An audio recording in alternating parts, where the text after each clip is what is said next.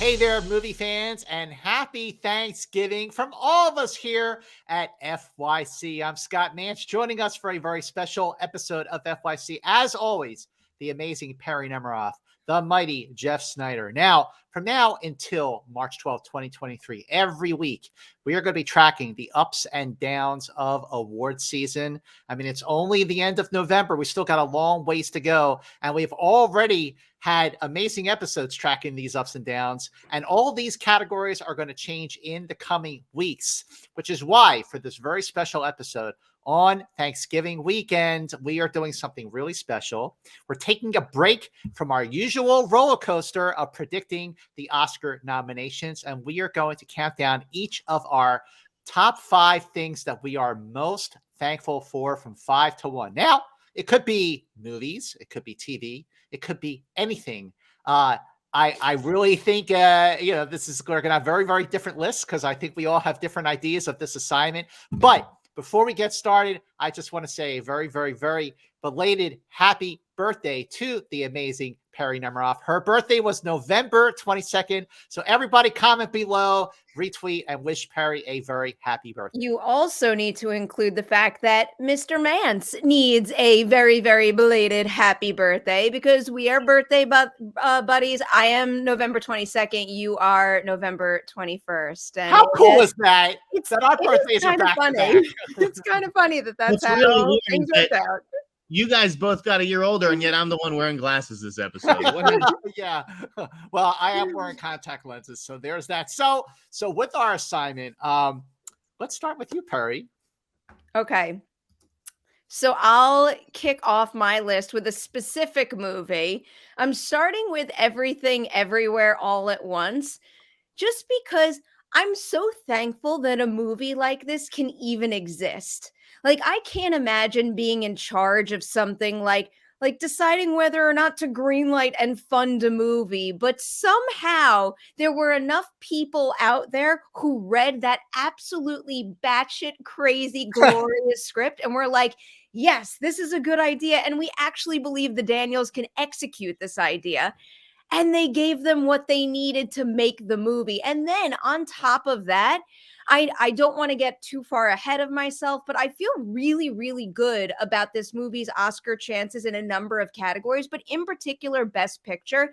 And we've spoken about this in past years, but like, man, with this one in particular, if the Academy got behind this movie, I think it would be yet another really good sign of having a more diverse Academy open to a more diverse assortment of films that are willing to take these swings that we don't often see taken in the typical Academy Award nominee. So there's just so much about this movie that I am so incredibly thankful for in 2022. Perri, I am so glad you picked Everything Everywhere All at Once as your first item on your thankful list. I completely agree with you. This is a magnificent film, grossed more than $100 million worldwide. Plus, breaking news, it was nominated for a whopping 8 Independent Spirit Awards by Film Independent. And I just think I agree with you. I think it's going to go the distance. And I think the fact that it's been embraced and done so well and everyone loves it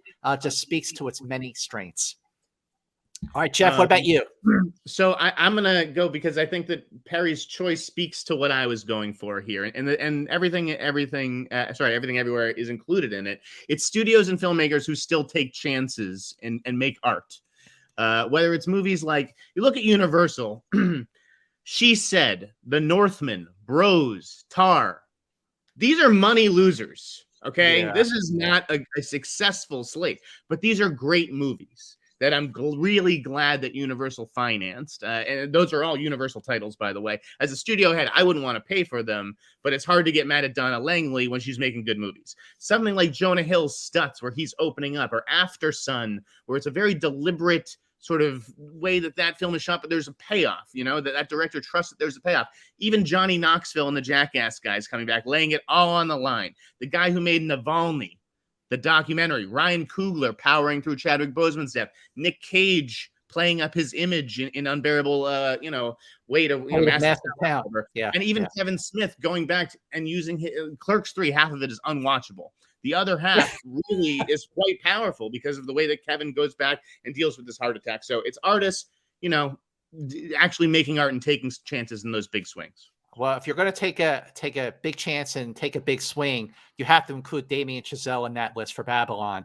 I'm really curious to see how that all plays out, but he did take a mighty, mighty big swing and went for broke in that film.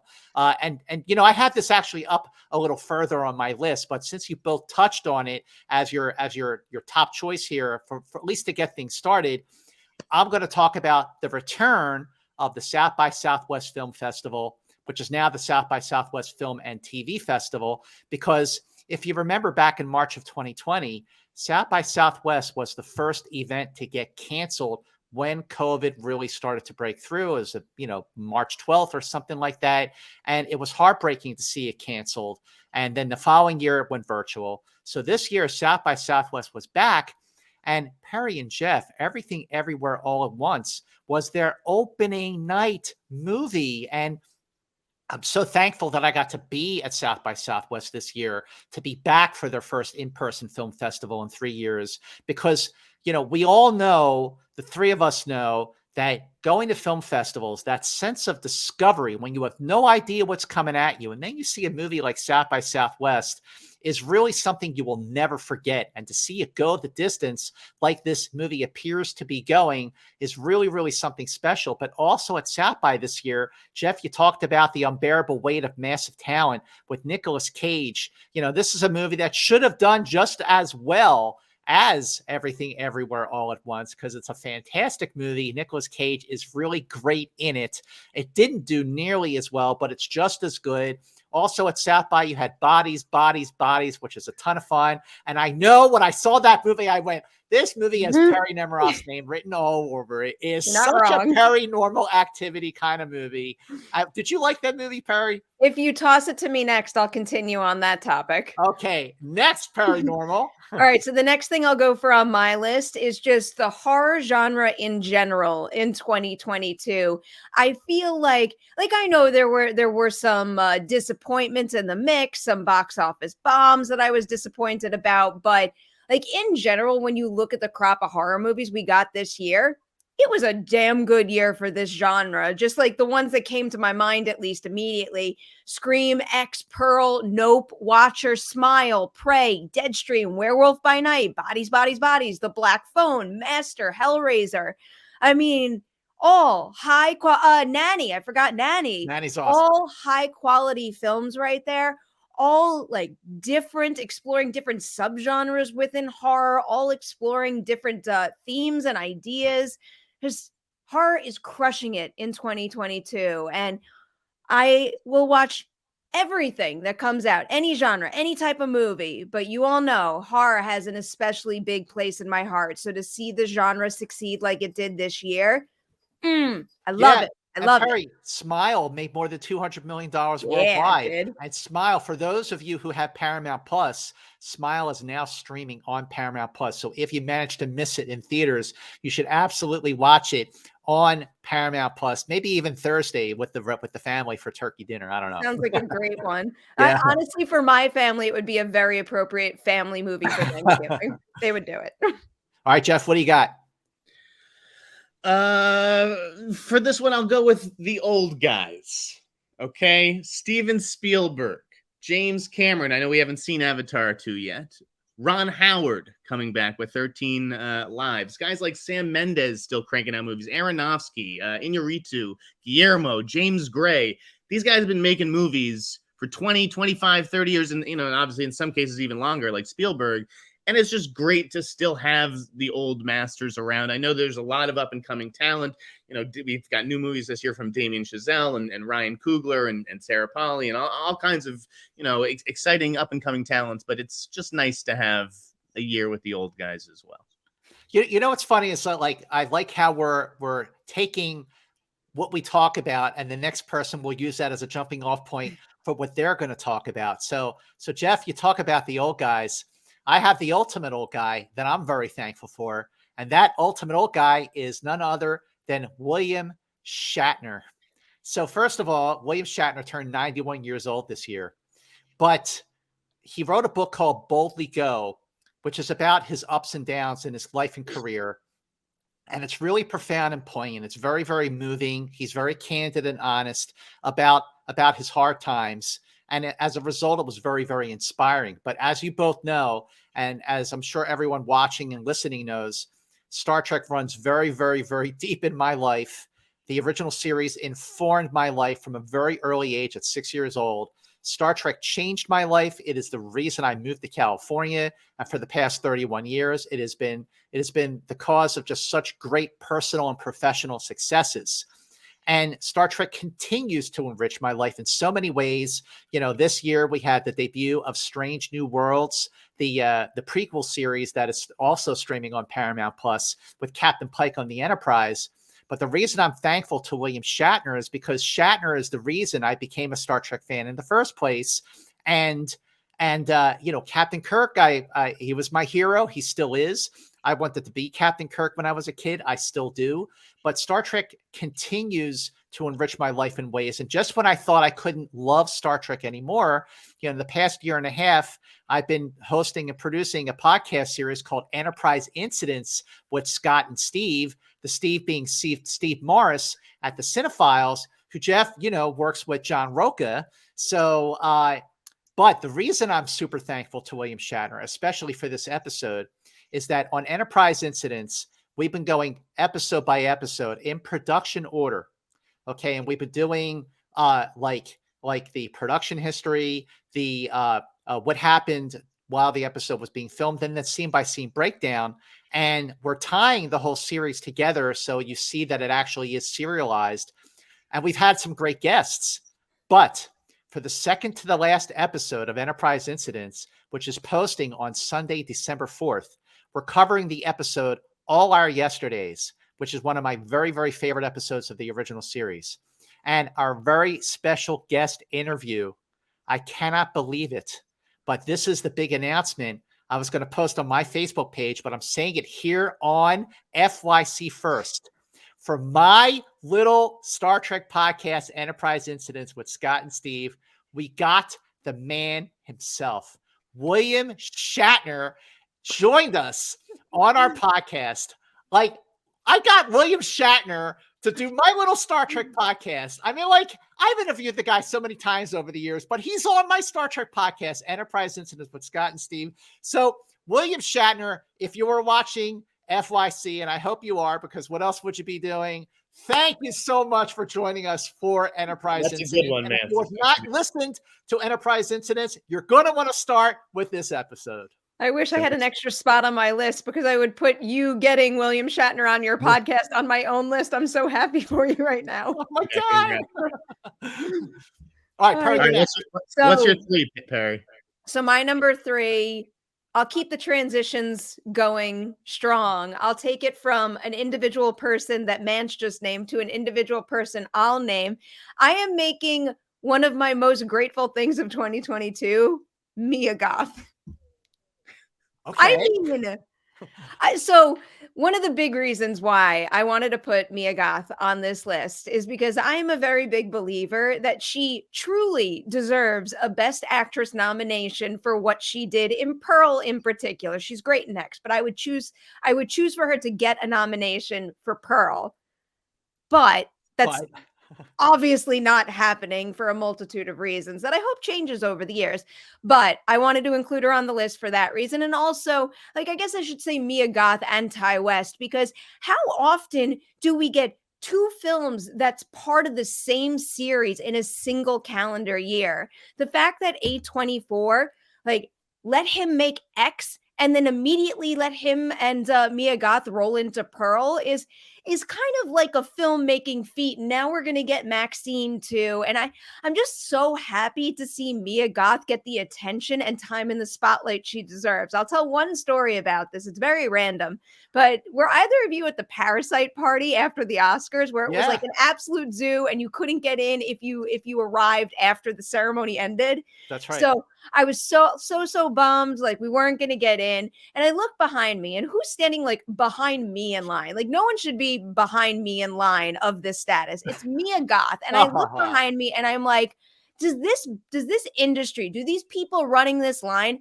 not know how insanely talented this individual is? Like, they apparently didn't, because she was standing behind me, and that was absolutely absurd. But then when we jumped to X and I read the production notes and I was reading, and it said this is her first time leading a feature film. I'm like, oh shit, like, people in this business really didn't know how talented she was, because she had delivered, I don't know, what is it, like a dozen incredible supporting performances, and now finally gets her time to shine. And man, did she seize that opportunity 2 times over, and I can't wait to see her do it again at Maxine. Wow. Okay. So wait, Jeff, do you have an individual as your jumping off point from what Perri talked about? I do, but I'm not wasting them on number 3. Okay, go for it. Instead, I'll twist it just a little.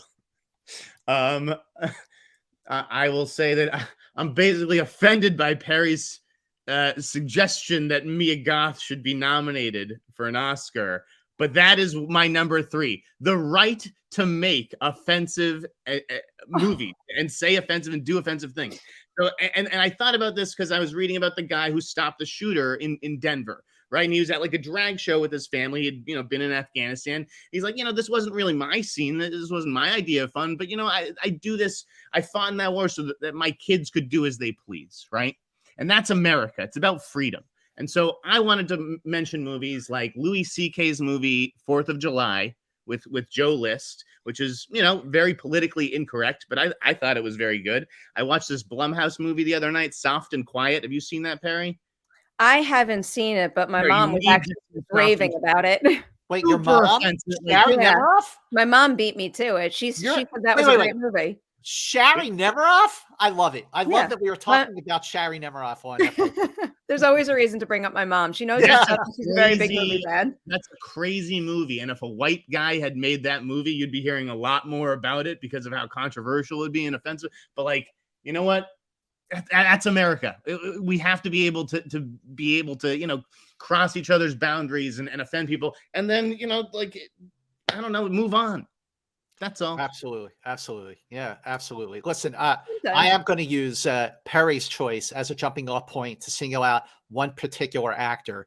And then I'm like, well, which actor? I mean, my goodness, like 2022, we're not even finished with it yet, but we're mostly finished with it, has been the home of so many great tour de force performances. We talked about Everything Everywhere All at Once with Michelle Yeoh and Ke Huy Quan, who is a revelation and will absolutely get nominated for supporting actor. I really love the Elvis movie. I thought Austin Butler was magnificent as Elvis, humanizing someone who it would have been easy just to play as an imitation, but he really humanized him. But Jeff, you talked about this actor in a previous episode of FYC. And now that I've actually seen that movie, I was completely floored by Daniel Deadwyler's performance as Mamie Till Mobley in Till. Holy moly, what an incredible, heartbreaking performance. Like, I was completely floored by Daniel Deadwyler. And Jeff, you talk about movies that are really good, grown-up films that are just not doing well at the box office. Unfortunately, Till is one of them. But for everyone watching and listening to this episode of FYC, you've got to see this movie and you've got to see this performance. Daniel Deadwyler is incredible. I was completely floored by her performance, and I'm thankful to her for going for broke and one for the books.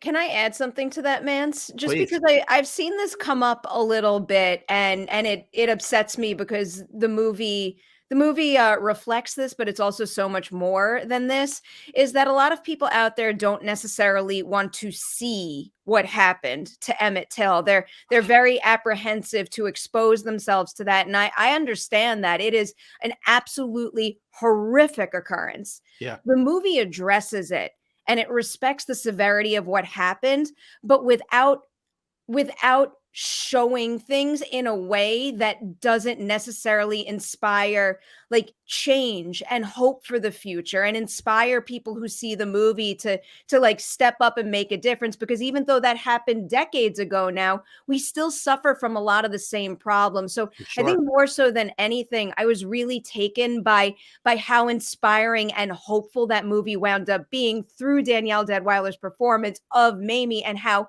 she stepped up, and like a traumatic personal experience for her, but like she used it to spark change and make a difference, and she very much did that. So for anyone who's shying away from the true horror of that situation, it is there, but it's not what you're thinking, and it's handled in an especially beautiful and effective way. I gotta say, Perry, you are absolutely right to point that out, because ultimately the transformation that Mamie Till Mobley goes through after this horrific death of her child is inspiring. The transition from grieving mother to civil rights pioneer is really incredible and very, very inspiring, very uplifting, and absolutely 100% what we need to hear and see and be inspired by today, because you're absolutely right. There's still so much of this going on, which makes Till, which takes place in the 50s,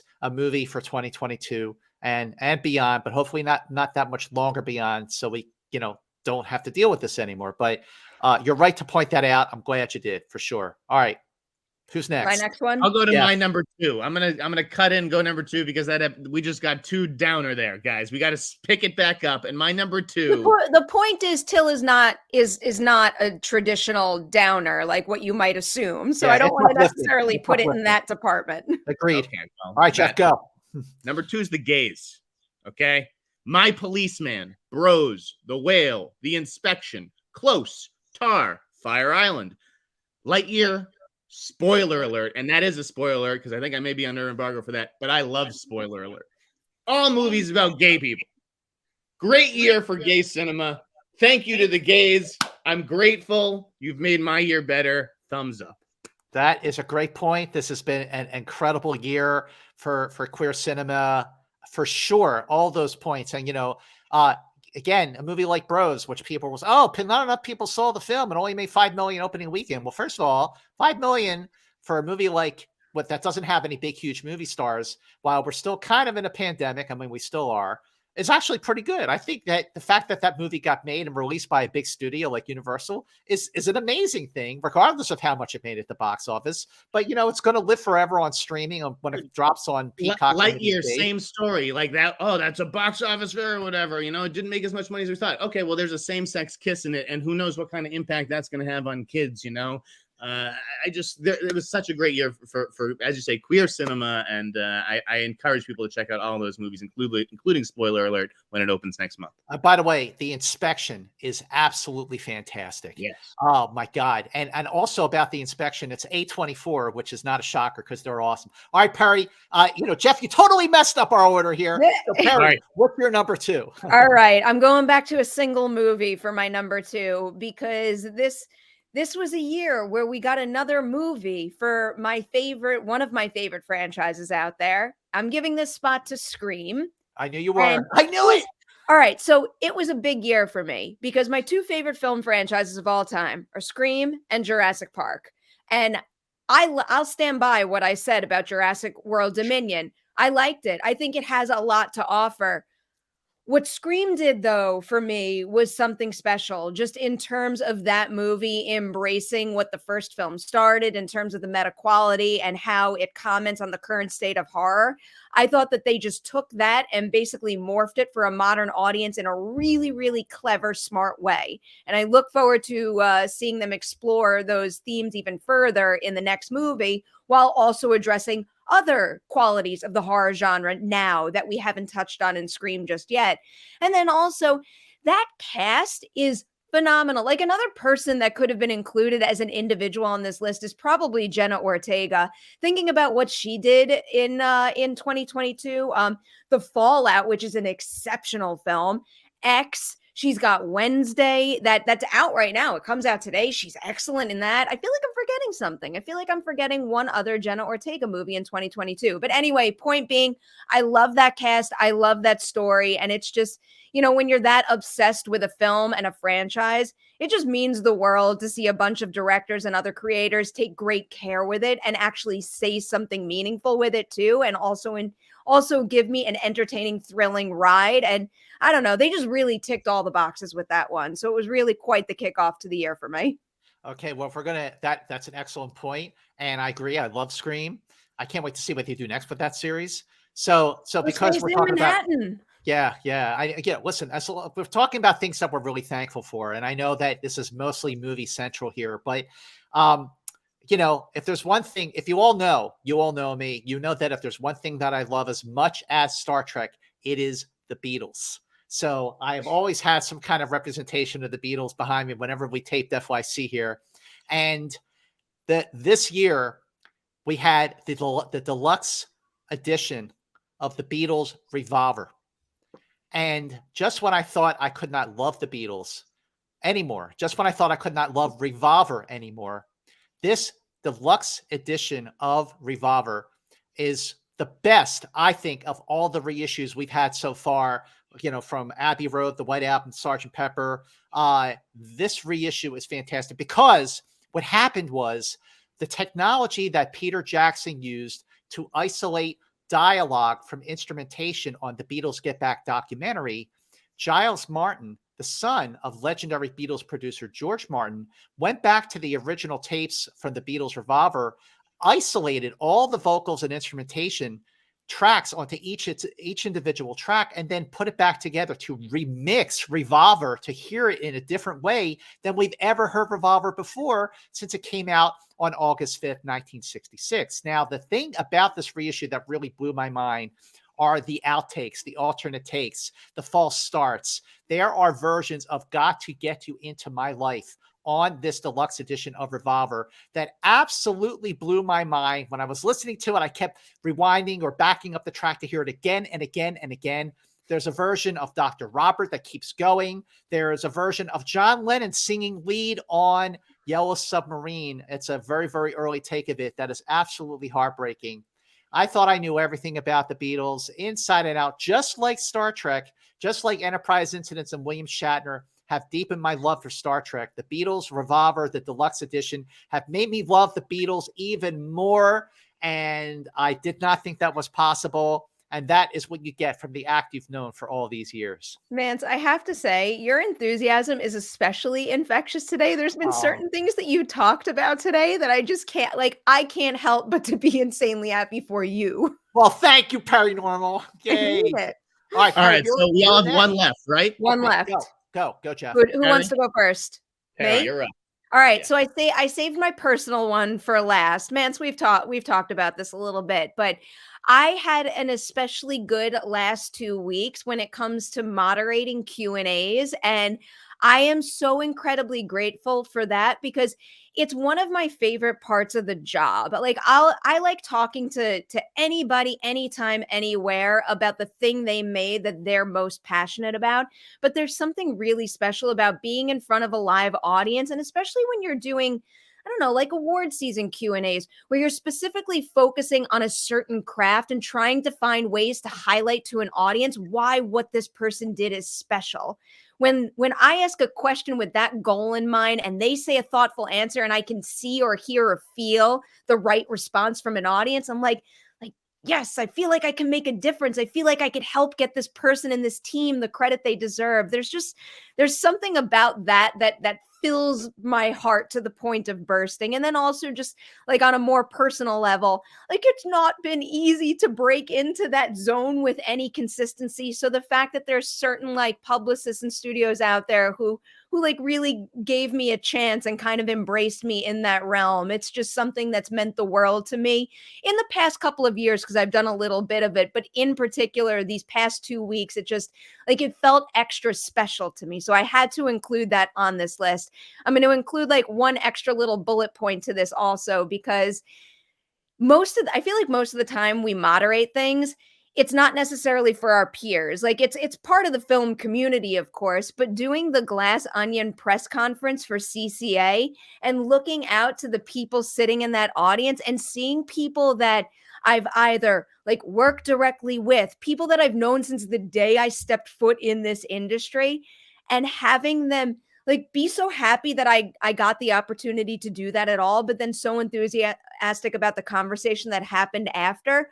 Like that just meant the world to me. It reminded me of when I moderated the Cobra Kai San Diego Comic-Con panel, and Thad, Dorian, and Haley were with me, and it's like when you feel such a like a genuine thrill for something you did coming from other people, where you could like feel to their core that they really meant it. I don't know. I don't think there's anything more important in the world, and I just like I take those wonderful feelings that these other people have given me, and I'm going to like bottle it up, and I'm going to make sure to, pay it forward, and just like be there for other people, because like this feeling was very, very special, and I want more people out there to have it, especially within our community, which is a very special one. Well, I got to say, Perri, these last couple of weeks have been a little busy for me too, doing a lot of these Q&As. I've been moderating Q&As for like the last 16 years, and I've been hosting live events for the past 30 years. But moderating these Q&As, I mean, I had this on my list as well.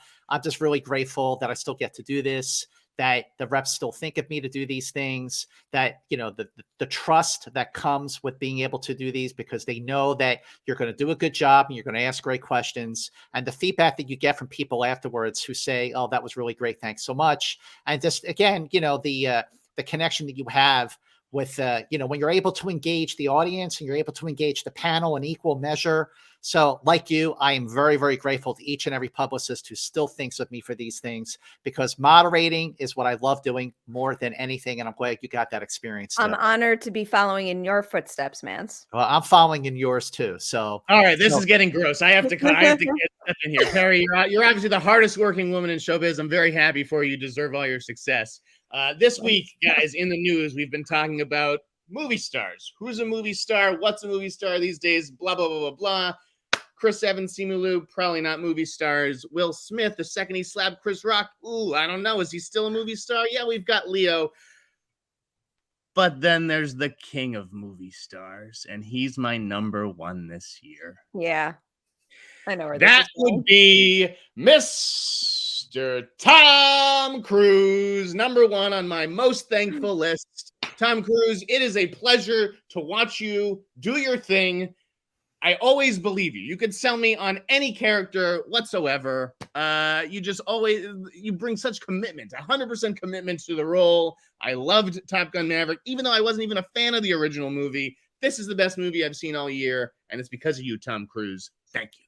Okay. I just got to jump off here because Top Gun Maverick is my number one thing that I'm most grateful for. Absolutely, Tom Cruise. This movie was supposed to come out in the summer of 2020. Obviously, the pandemic sidetracked that, and Tom Cruise waited. There was a little bit of a push, like maybe we should put this on a streaming service. He was like, absolutely not. I make movies for the big screen.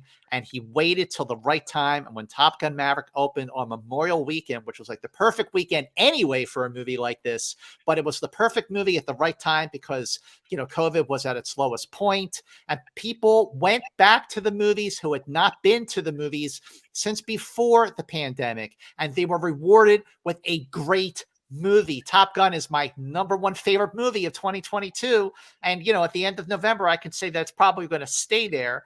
And it is a movie I've seen in theaters 5 times. Every time I see it, I love it. It's got great action, great performances. The scene between Maverick and Iceman with Val Kilmer is just absolutely incredible. And again, people went back. Everyone loves this movie. The moviegoers have made $1.4 billion worldwide. Critics loved it. Pundits loved it. Hello. Everyone loves this movie, and I think it's going the distance. I can get behind that prediction. So are we done? Did we do our list? We did it. We all said 5. Of course, I speak for my co-host here when I say that we're grateful to everyone who's watching these videos, whether you subscribe to Perri's channel or you just follow Scott and I on social media and you click on these episodes. Thank you so much. And yeah, We'll And be back. I want to thank you, Perri, for continuing FYC on your channel. So for everyone watching here on Perri's YouTube channel, make sure you subscribe. Hit that little subscribe button below if you are not already subscribing. Thank you, Perri, for continuing FYC. I mean, we did our first year covering any season, and this is now our 4th year covering movie season. And I feel like, you know, we just keep getting better and better, and our audience keeps getting bigger and bigger. You know, big thanks to the two of you for just being like the best partners in the series, and long may it continue. Thank you, like Jeff said, to everyone watching. We will return to our normal programming the next time on FYC. Hope you all have a very, very happy Thanksgiving weekend, and thank you again for watching. Until the next episode of FYC, FY, see you later.